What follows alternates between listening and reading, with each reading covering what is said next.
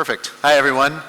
First, I want to extend my gratitude and thanks to the Norigin team, Ajay, Espen, and everyone. This has been an amazing event so far, and I'm very happy to be here. I'm looking forward to speaking with you today a little bit about Gen Z and sort of how these game changers are redefining the ways that in the future we can think about the products, the content, and the ad experiences we're offering. To get us into the mindset, I wanted to start with a thought-provoking question. You ready?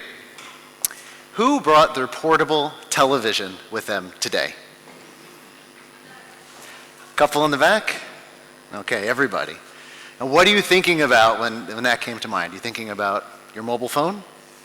I have one, it's right here in my pocket. Were you thinking about your laptop? Were you thinking about your tablet? Were you thinking about your electric car that you can watch movies and things in? Now, the reason I asked this question is because I wanted to share with you a little bit about myself. And when I was a kid, let's say in the 90s, okay, I wanted more than anything to have two things. And the first was a portable TV, and the second one was to see the New York Knicks, my favorite basketball team, beat Michael Jordan and the Chicago Bulls in the Eastern Conference playoffs. Now, don't be sad for me. Neither of these things ever happened, okay? But I did get this great poster of him dunking over Jordan, and that was like the best moment of that decade as far as I'm concerned. A lot has changed since that time, and really what has changed is there's been an explosion in streaming media and content, right? Today, we know this. But a couple things have happened, and I don't think they're intentional. And first, that browsing dissatisfaction has increased. People are spending a lot of time finding things to watch, and their actual enjoyment of watching that content is decreasing. You can see here on this chart from the US, in the red it's the minutes spent searching for video content, and the blue is the actual consumption of the content. And as you can see, broadcast TV is actually the best in terms of discovery, the least amount of search time, and the longest amount of viewership time. As the streaming services go, it's a little bit harder to find the content. People spend more time searching for things to watch. But before we get into all that, I promised to talk about Gen Z and how they are going to change the driving of consumption in the future. And why I think this is relevant is many of my clients today, I work with broadcasters, streamers, and they're thinking, years in advance. They're thinking about their strategy. How do I need to create my product? What sort of things should I be thinking about? What sort of content should I be offering? And then as I work on the money side of the business with Google Ad Manager and our ad exchange, they're asking us, how can you help us to monetize the content so that we can fund these visions moving forward? And it's no doubt that you need to think about the youngest generation to see how are they consuming content today and what sort of opportunities this presents in the future. Now, I always get a little bit confused about the generations, so I thought I would mention who this generation actually is. And so Gen Z is the digital native generation. They are between, 12 to 27 years old. Sorry, I said I always get confused about that. And I have actually one child in this generation. And they have never known the world without tech. They are extremely comfortable using various technologies. And they have very high expectations for these experiences. If something doesn't work, they're going to find an alternative. You may have seen this in your own lives, and you may do this even yourselves. I know that I do. This creates a challenge in the traditional TV space because Gen Z is actually they're spending the least amount of time viewing traditional television. These stats here show that on an average week, they spend 9.4 hours. And if you're doing the math, that's actually 40% less than Gen X. So one of the key things we also talk about too when we come to valuable users is some of the most valuable television users are those that watch the least amount of TV. They're hard to find, they're hard to advertise to, they're hard to reach. And many advertisers are looking to target some of the youngest audiences because they are very valuable, they're spending money, they are out, and also they're influencing. So it's hard to target these users, but they're extremely valuable when you do find them. But let's take a look at why they actually watch and consume media differently. And if you were to look for an AI prepared summary of my talk, it's actually right here. So if you want to watch your pocket television for the next couple minutes, it's no problem.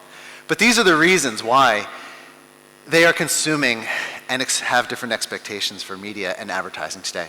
So first, I'm going to go through each and every one of these in a little bit greater detail.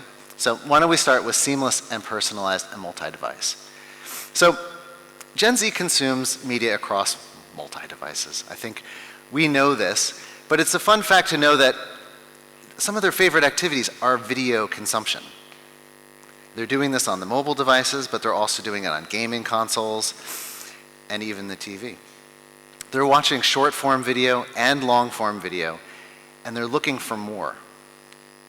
Now, the flagship device for Gen Z is the mobile phone. This probably doesn't come as a surprise, but when you ask why is that, it's because it's frictionless, right? It does a lot of things. It offers a variety of experiences, and they're very comfortable using this device. Gen Z is more aware of the impact on personalization as well. So here I'm talking about algorithms, and these are the algorithms that drive the content recommendations, but also the advertising and the ad experiences. They want to have a good experience, and if it's not working for them, they are actually going to try to game the algorithms to see what else does this service have to offer me? Why is it showing me this content? Well, I have other interests as well. How do I get this service to surface this content? And will it do so? Next, interactive and social engagement. So here, the zeitgeist, right? The cultural moments. They're very plugged into what's happening now, and they want to make sure that they're participating in that experience in a variety of ways. So they're looking for recommendations that are driven by social graphs. They want to know what's popular, and they want to know what's trending. They want to be exposed to this, they want to consume this, and they want to make sure that it's part of their media consumption experience. I think the fun fact that's mentioned here is that many will actually find video on social platforms, but then search out the longer content on other platforms. And we see this quite a lot as some broadcasters, streamers, and content holders say, how do I make my content available elsewhere to drive users back to my services? So I think that's really something to keep in mind. Next, the TV is actually a precious space. Many people have an entire room in their house or their apartment where it's really focused around the TV, right? It's a ritual. And it's no different for Gen Z. But when they do go and watch TV, they want it to be special. It's quality time. It comes often with group viewing experiences. And they often do this for longer and more premium engagements, possibly sporting events or other cultural events. Now, I think this is an interesting one. Participation, right? Gen Z is really into digital participation, and the opportunity to engage and to watch and to have a shared experience is very important to them. If you look on the top, it says that it's estimated that almost 75% of them, while they're sitting maybe on the sofa, they have their phone in their hand. Now, this is a golden opportunity to create the opportunity to participate, right? It can be with the content. It certainly can be with the ads that people are experimenting with. Pause ads, with QR codes, different ways to make the ads interactive, driving from the TV to the mobile to a website or an app to create a better experience, and for advertisers to have a full circle attribution. It's really important, and it's a big opportunity. Now, I'll give an example from one of the products we have here at Google, which is Google TV. And we're trying to make this information available within the UI so that people have a broader sense of the information that's available about the content they might be considering watching. So here you can see what it's about, also what people are saying, reviews, and things to know. And this will become a richer experience as metadata becomes available and as social information is integrated into this home screen, if you will, TV experience. Next, vast and diverse content availability. There's so much content out there right now, right? And the content is king, right? That's what it's all about. That's why people consume media. And I think it's very interesting, and I'm still trying to wrap my head around this a little bit. Maybe I'm a bit dated myself, but Gen Z define TV as content, right? They turn on the TV, it is content. That's why they went there. And for them, it's just a device. It's a conduit. They're trying to get to what they want to see. If it's available on the TV, that's great. If it's not, they're going to go to another device and consume the content that they are looking for. Now, UGC, or user-generated video, this is their home turf. This is where they're really, really comfortable, and they don't necessarily differentiate between professional content and UGC. They like content for what it is, and it's more important that that it's available to them, right? And they find often that this is a great way to engage in content, and they find it in a very comfortable space. So their interests also go beyond video, and I think this is interesting to think about as well, right? Music and gaming are very central, and also niche content, right? Things you might not think about. Could be, anything from crafts, from gaming, gardening, could be any sort of topic. And I think this plays really well into the rise of FAST, and how FAST is becoming a very important distribution mechanism where you can actually string together linear channels of catalog content or thematic content to really touch and engage users from Gen X. But let's talk about ads for a minute. And here, Gen Z has a very high bar for ads. They understand that it's a quid pro quo. They know that they need to see ads often to find and watch the content they want, but they want it to be helpful and useful and really relevant to them. And this is a very big challenge, actually, because if you think about the TV, it's multi-viewing. There could be many people consuming content on a television device. But if you think about privacy regulations and getting consent in order to advertise to users and create user profiles, it's incredibly challenging. But this is a very big opportunity to have ads that speak precisely to the users. And I think, as I mentioned very briefly, in terms of where they find this delta, ads and not being necessarily relevant to them, it's actually on the CTV device. And this could be because there's more than one people watching the device. It also could be because we really haven't solved for addressable TV just yet. We haven't matched the data and the content and the availability of finding the users and making the ads relevant just yet.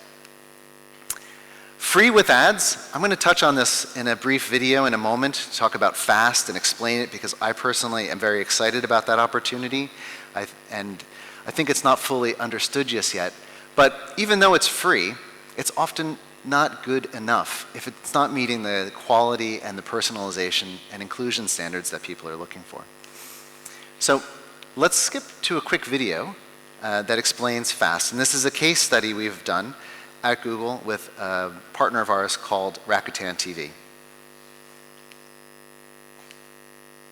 I think the advantage that TV has is that it brings that emotional element to consumers.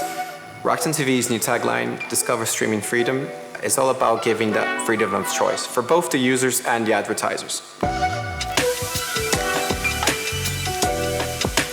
So Rakuten TV is a streaming platform available in Europe. We deliver FAST channels where we have hundreds of free TV channels available at no cost.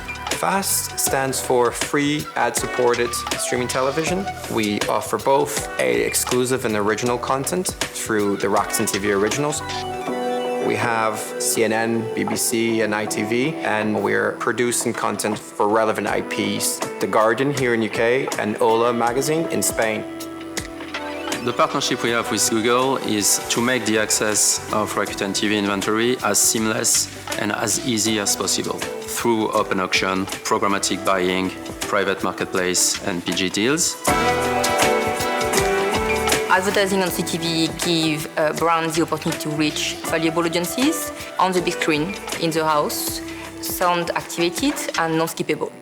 In Europe, what we've seen is 38% of agencies are now spending more in CTV, which is really showing the value of FAST, of the audiences, and the premium context that we're bringing alongside the measurements that our partner is helping us to reach.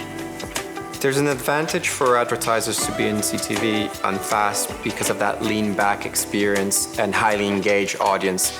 But it also gives the opportunity for them to give more segmented advertising to those customers as opposed to traditional broadcast. FAST is appealing for 30 to 45 years old. Generally speaking, on connected TV, the audience is younger than on linear TV. We are seeing the eCPM within FAST is higher by 28%, and we are seeing 26% more advertisers investing into FAST channel compared to VOD. Advertising is crucial for FAST channels because it's what enables the monetization of the content.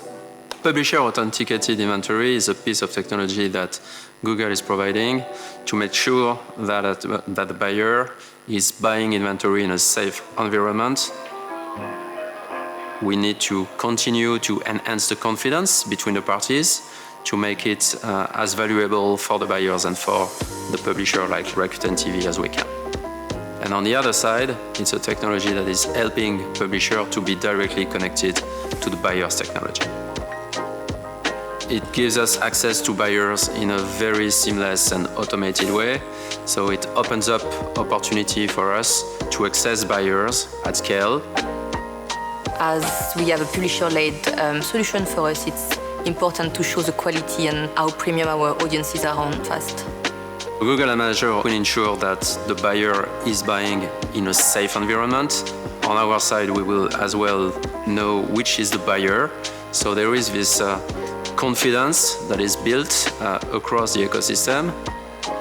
Google being a global partner, we were able to leverage the strengths of their product as well as their expertise in all markets. I think it's freedom for buyers is extremely important. By freedom, what we mean is the ability for a buyer to make accurate decisions. Being able, with the Google solution, with transparency, the quality of the audiences, and giving agencies a tool and buyers the tool to target and measure those qualified audiences on CTV. The partnership with Google is crucial because it brings the best of two worlds, joining content with digital.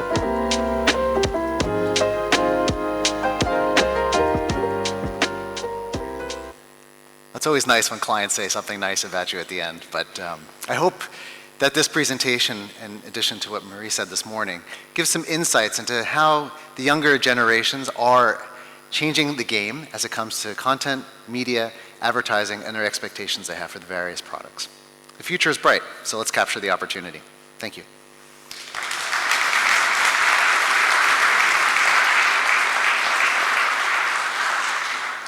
Question over here. We have time for one question, and as I'm walking over here, if our next speakers could make their way to the side of the stage so we can transition seamlessly. Thanks.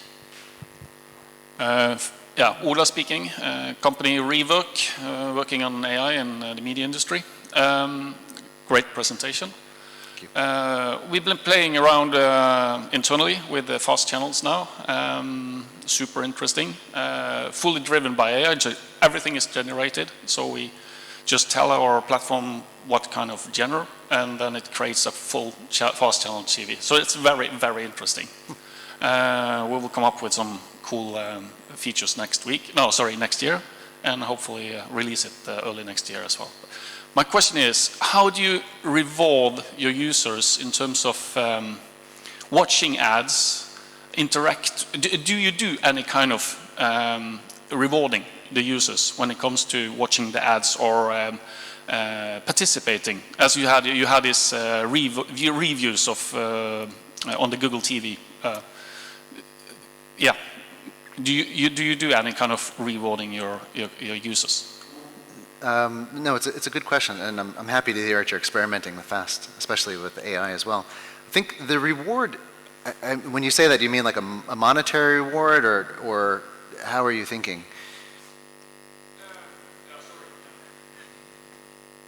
Because if it's free, I don't know, how you would reward them. It could be different extra features, 3 months. It could actually be money payback. So you actually got it.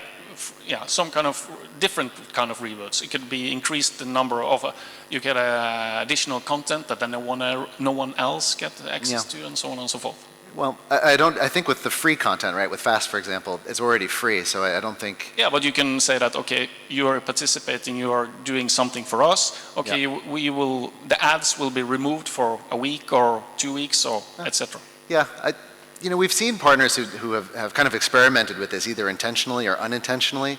Sometimes they don't have enough ads to fill the content, and they don't like that because then it can set a user expectation that there are no ads here.